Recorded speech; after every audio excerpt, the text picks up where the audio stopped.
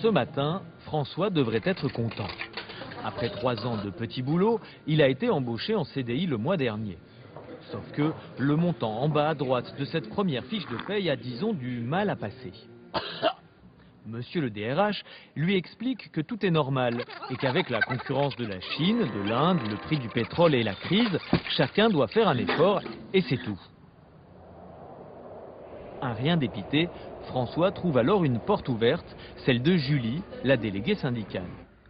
Julie se penche avec lui sur les petites lignes de son contrat, l'informe des garanties de la convention collective et l'accompagne à la DRH pour rectifier 2 petites erreurs qui changent effectivement le montant en bas à droite.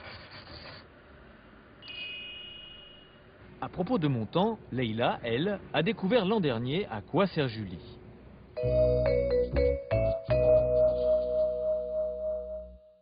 Elle l'a découvert quand elle a voulu, incroyable, négocier une augmentation. Elle s'est alors sentie bien seule. Heureusement, Julie lui a expliqué que quand un syndicat existe dans une entreprise, la négociation devient collective et obligatoire. Ce qui forcément change la donne.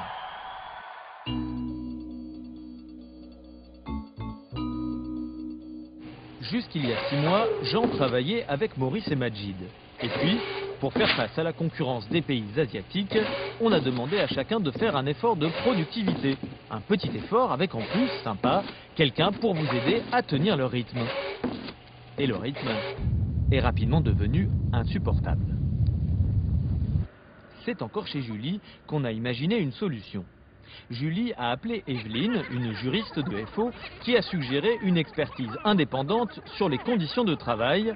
Le contrôleur allait être contrôlé. À ce stade, Jean était à 2 doigts de se syndiquer, quand il se dit que ça risquait de lui attirer des ennuis.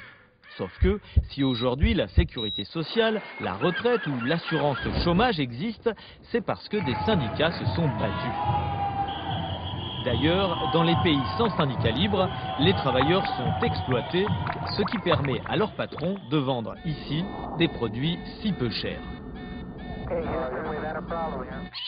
Pour éviter un retour au 19e siècle, conclut Jean, il faut se battre. Dans une démocratie, c'est un droit. Personne n'est obligé de dire s'il est syndiqué et toute discrimination, y compris syndicale, est punie par la loi. Pour se battre, François, Leïla, Jean et Julie ont choisi Force ouvrière. À FO, on ne leur a pas demandé leurs opinions politiques, philosophiques ou religieuses.